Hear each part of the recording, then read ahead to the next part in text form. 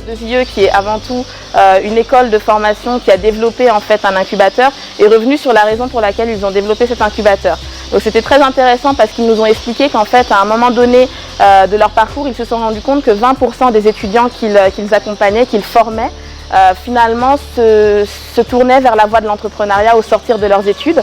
Et ils se sont dit que 20% ça représentait quand même un cinquième de leur effectif et qu'il fallait absolument pouvoir accompagner plus en amont cette tranche-là de leurs étudiants.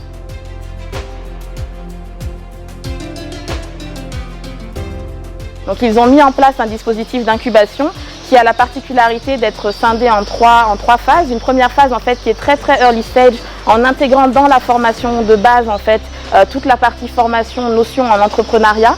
Ensuite, une deuxième phase qui vient beaucoup plus sur les questions de disruption, en poussant vraiment leurs étudiants à être impliqués dans les communautés, à avoir des actions de terrain, à pouvoir en fait aller plus, on va dire, sur le terrain pour pouvoir développer leur sens de l'entrepreneuriat et leur sens du leadership. Et une troisième composante, donc une troisième phase, qui est beaucoup plus orientée en fait sur le développement du projet en soi. Donc ce qui est intéressant dans cette démarche, c'est qu'en fait ils amènent progressivement leurs étudiants à adopter un mindset d'entrepreneur.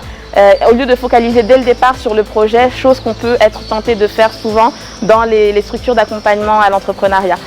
D'autres faits intéressants qu'on a pu constater, bon, tout d'abord le taux de survie qui est très élevé puisque 85% des étudiants entrepreneurs du dispositif de 2IE continuent à avoir une entreprise pérenne dans les 3 ans suivant le processus d'incubation.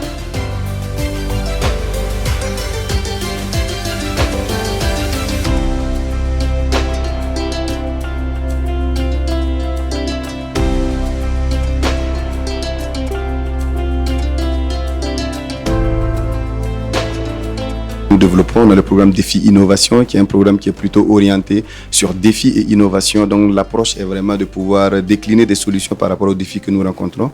On a le programme de parcours numérique, donc qui permet au fait aux jeunes de pouvoir apprendre les composantes des outils numériques que nous avons ici. Donc on a le programme de la robotique aussi, donc la robotique sur lequel on travaille avec des enfants et avec des personnes aussi qui sont universitaires. Donc l'objectif, c'est vraiment de pouvoir mettre la robotique au centre du développement, parce que nous sommes conscients que la robotique est un des métiers qui va révolutionner un peu le processus au fait d'industrialisation dans nos pays. Là, vous avez un prototype qui nous permet de faire le filtrage et la distribution automatique de l'eau.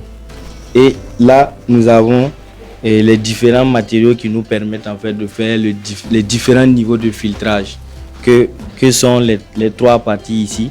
Et nous avons rajouté une partie qui est la désinfection par ultraviolet. Wakat Lab qui fait la promotion du numérique et qui est un incubateur et un Fab Lab. Wakat Lab est positionné comme un prestataire de services dans le domaine du digital et agit dans la procréation et l'innovation.